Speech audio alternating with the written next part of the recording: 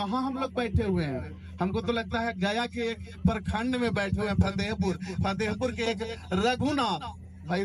जय श्री राम हो रहा है और रघुनाथ में बैठे हुए।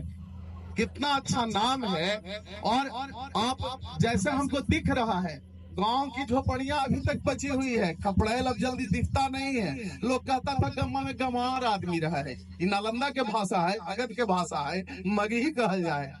गांव में कौन लगा लोग रहा है? गंवार। सही में गंवार कौन ज्ञानी? ऋग्वैदिक काल में ये गांव का नाम पड़ा। गांव जहां ज्ञानी लोग रहते थे, गांव जहां ज्ञानी लोग रहते थे, गंवार नहीं। और ज्ञानी कौन है? जो स्वावलंबित रहता है। जो स्वावलंबित रहेगा वही स्वाभिमानी होगा, और जो स्वाभिमानी होगा वही तो स्वतंत्र रह सकता है। भारत गुलाम हुआ, परतंत्र हुआ, स्वाभिमान समाप्त हो गया साहब।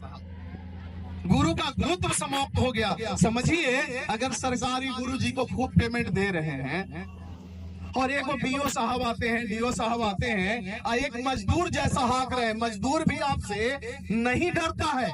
मजदूर का मतलब गलत नहीं रखिएगा, मजद उर कहा जाता है। उर मतलब हृदय, जिसके हृदय में मजा बसे उसको मजदूर कहा जाता है साहब। कहता है किसान, उत्तम खेती, मध्यम बान, अधम चाकरी, भीख निदान। लेकिन हम नौकरिये वाला सबसे ऊपर हो गए। बताइए जरा, तो उत्तम कहाँ रह गए? किसान न रहलो एको किसान। तो काहे का किसान? एगो किसान यहाँ खड़ा होकर बोल दे कि कृषि मंत्री फलाना है, हम विमलेश सर से अभी पूछ दे कि शिक्षा मंत्री का नाम तुरंत बता देंगे, श्री सुनील कुमार। सोचिए, सबसे अधिक वोट किसका? सबसे अधिक मतदान करने वाला कौन? किसान। मजदूर, मंत्री का नाम नहीं पता है। मतदान कर रहे हैं कि मतीदान कर रहे हैं? मतदान कीजिए, मतीदान नहीं कीजिए।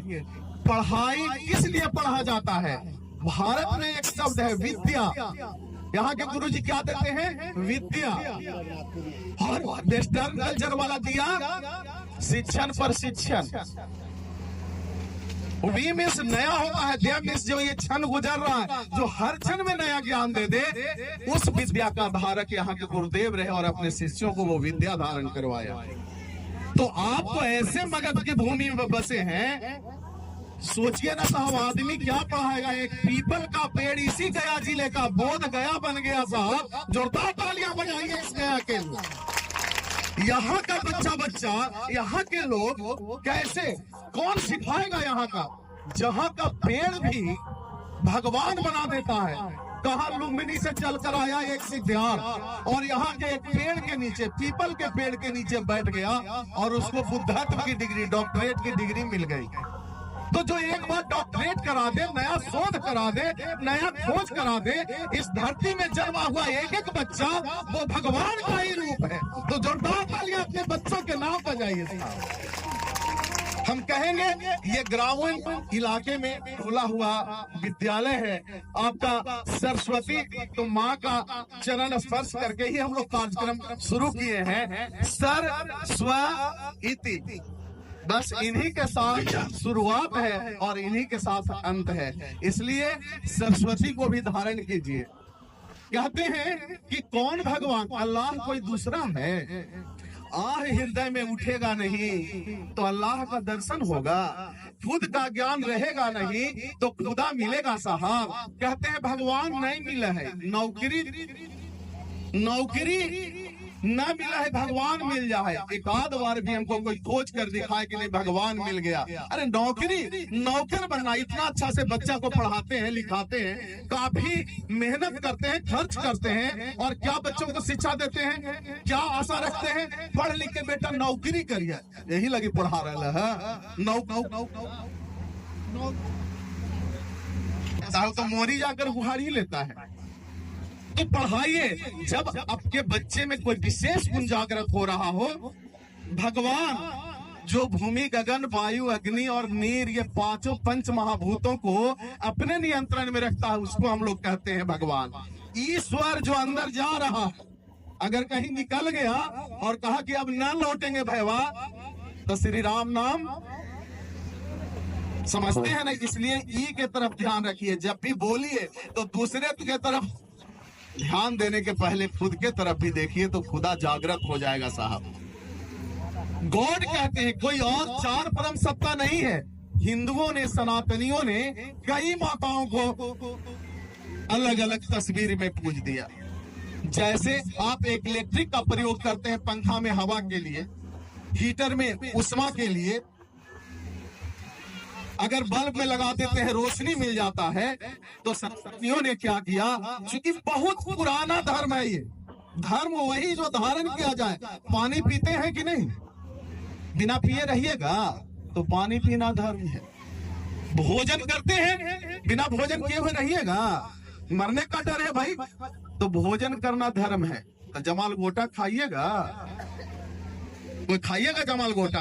यानी वही भोजन करना धर्म है जो बचे, और बच के किसी का मर्डर कीजिएगा तो 20 वर्षा हो न जाएगा, फांसी लग न जाएगी। यानी बचने के बाद उसे सेवा देना ही धर्म है। तो धर्म वही जो धारण किया जाए, और पढ़ना वही जो आपके अंदर के विशेष गुणों को बढ़ा दे। तो बच्चे सब, हम यहाँ बच्चों की प्रतिभा देख रहे हैं, छोटे बच्चों का। हम एंकर साहब का भी धन्यवाद देते हैं भाई, काफी गजब के इंसान है, समा बनाकर रखा है। जोरदार तालियां इनके लिए लगाइए। और जो विमलेश सर दिखते तो अभी एकदम कम ही उम्र वाले हैं, मूछ वगैरह तो हम लोग का पक गया है, बाल उड़ गया है, देखिए सब कुछ हरा ताजा है। सोचिए, इस व्यक्ति को अगर आप एक व्यक्ति के रूप में देख रहे हैं, एक नौजवान साधारण के रूप में, तो आप ये भूल नहीं कीजिए, जो पूरे गया को यहाँ उपस्थित कर दिया, जो नालंदा को खींच कर यहाँ ले आया, जो राष्ट्रीय अध्यक्ष को यहाँ ला सकता है, उस नौजवान के नाम एक बार जोरदार तालियां लगाइए साहब। और मैं विश्वास के साथ कहता हूँ, आप इनके हाथ में अपने बच्चों को देकर सदा सुरक्षित रहेंगे। इनका तार गंगा की उस गोमुखी धारा से जुड़ी हुई है, जिसके कारण से गंगा कभी नहीं सूखती, चाहे जितना लोटा पानी निकालिए। तो जुड़े हुए ये ऐसे तार से हैं कि इनके अंदर इलेक्ट्रिक खत्म होने वाला नहीं है। तो मैं आप सब माताओं से एक चीज और कहूंगा, मैं देखता हूं सड़क पर चलते हुए आप सबों को, और अक्सर बच्चों को ले जाने लाने का काम आप ही लोग का रहता है, अपने सड़क के बाएं साइड में और बच्चा को दाएं हाथ में। हमको बड़ा दर्द होता है देख करके, चलते हैं बाएं साइड में, बच्चा कीमती न है, भगवान का रूप है, उसको सदैव बचाना है साहब, तो बाएं हाथ में लेकर चलिए। यही है पढ़ाई। और ये पढ़ाई, किताब तो सिर्फ अक्षर भाषा का एक माध्यम है, ज्ञान जो हर क्षण में नया ज्ञान दे दे। नॉलेज क्या है साहब? जो हर क्षण में नया नॉलेज देता है, उस विद्या को धारण करने वाला ये भारत है। और भारत भाव भूमि भारत है, सबके हृदय में भाव है, जो सबका भरण पोषण किया। सब डकैत लुटेरा तो यही आया जी, कुछ यहाँ के बस गया, कुछ लूट करके ले गया। जो बस गया वो लुटेरा नहीं रह गया, वो तो देव तुल्य हो गया। जोरदार तालियां लगाइए अपने सारे संबंधियों के लिए जो आकर बसे और इस देश को उर्वर बनाया, इस देश को मजबूत बनाया। उन सभी देशभक्तों के लिए एक बार जोरदार तालियां। तो गुरु कौन है? जो दिशा देता है, जो पढ़ा, इसी भारत के ऋषि मुनियों का लिखा हुआ पढ़ा, यही के लेखकों का लिखा साहब, तो भारत तो मेरा गुरु हुआ ना, जो हमारा संरक्षण करे। अब बच्चा को भूख लगे तो माँ के तरफ, अब कोई मारने के लिए दौड़े तब पिताजी के तरफ। तो जो संरक्षण करे वो पिता। तो भारत के जो सीमा है वहां पर नौजवान जो खड़े हैं, सेना के जवान जो खड़े हैं, यही तो संरक्षण दे रहा है, नहीं तो कोई घुस आता। तो वह संरक्षण देने वाला भारत मेरा कौन है? हमारा पिता है साहब। और चूंकि यही के मिट्टी में उपजा हुआ अन्न खाते हैं, आपके निकट उचर रहे हैं, बोल रहे हैं, गरज रहे हैं, तो ये भारत हमारी माता है, जो सबका भरण पोषण किया, सबका भारण उठाया। मैं ही भारत मानस नहीं, हम सब भारत मानस ही हैं। एक बार जोरदार तालियां अपने नाम बजाइए साहब। तो मैं इस सांस्कृतिक कार्यक्रम जो है, काफी बच्चे उत्साहित हैं। इन छोटे छोटे नौनिहालों को जिस तरह से गढ़ा जा रहा है, और आप अभिभावकों का अभी मतलब होता है साहस देने वाला। विद्यालय में जब कभी शुल्क देने आइए तो कभी भी अपने शिक्षक से, अपने निदेशक से शिकायत नहीं कीजिए। अगर आप शिकायत करते हैं, आपका बच्चा में गिरावट आएगा। आपको लगेगा, 4 बार कहिए, गुरुजी सर जरी अच्छा से हमारे बचवा के पढ़ाई थी, सर जरी हमारे बचवा पर ध्यान देती, वो ध्यान में है लेकिन ध्यान टूट जाएगा साहब। आपको लगता है हमें आप शुल्क दे रहे हैं। अभी हमारे डॉक्टर शिव कुमार राव ने कहा, एक बच्चे पर सरकार का खर्च जानते हैं, एक बच्चे पर 20,000 रुपया खर्च है। आप कितना शुल्क देते हैं? एक साल का 12 महीने का जोड़ लीजिए, 12 तेवड़े 18, 1500 से भी अधिक हो रहा है। आप कितना शुल्क देते हैं? हमको तो देख करके लग रहा है हम ऐसे ही कह दे सकते हैं 400-500 से अधिक नहीं दे रहे होंगे यहाँ, ये ज्यादा दे रहे हैं नहीं ना? तो इतना छोटा सा शुल्क हमारी सरकार कौन? नीतीश बाबू, मोदी जी। हम निजी विद्यालयों की सरकार, आप अभिभावक, आपके दिए हुए छोटे से राशि से हमारा विद्यालय का सारा साधन चलता है, व्यवस्था चलता है, तो हमारी सरकार तो आप है। और जो सरकार आपके हिस्से को मार रही है, आपका हिस्सा ऐसे जगहों पर खर्च कर रही है जहां पर आप पूछ भी नहीं सकते हैं। यही 4 शिकायत सरकारी विद्यालय में नहीं कर सकते हैं। उनको तो डर है कि कितना एमडीए वाला में कितना हम देते उधर पदाधिकारी को, कितना बचाए, कितना में बच्चे को खिलाए। वो हमारे नालंदा में एक बार हम घूम रहे थे, बूढ़ी मामा बोली, हमके खुश है ना मामा पढ़ैया से, कौची पहती बउआ, जब चाहे बुतरुआ तो लोटवा थरीवा ले ले, चाहे हर गुरी तो हरीबे नहीं देखते रहा है, कौची पढ़ते। सोचिए, एक अनपढ़ महिला, उसके भी अंदर ध्यान है कि स्कूल क्या चीज के लिए है? विद्या अध्ययन के लिए। आप कह रहे हैं कि नेहा भाई भोजन होना चाहिए, तो भजन कहाँ होगा? भज अर्थ सेवायाम होता है। भज का मतलब होता है भोजन हम लोग सेवा के लिए लेते हैं, उस भाव से ये कार्य नहीं हो रहा है। और सारा बजट और इन्हीं चीजों में हम लोग को व्यस्त कर दिया है कि आप बच्चे का आधार नहीं दीजिएगा, विद्यालय उसको यूडाइस में नहीं डालेगा, उसका अपार नहीं बनाएगा। अब अपार है जो सारे दिमाग पर, कपार पर चढ़ गया है। क्या फायदा होगा?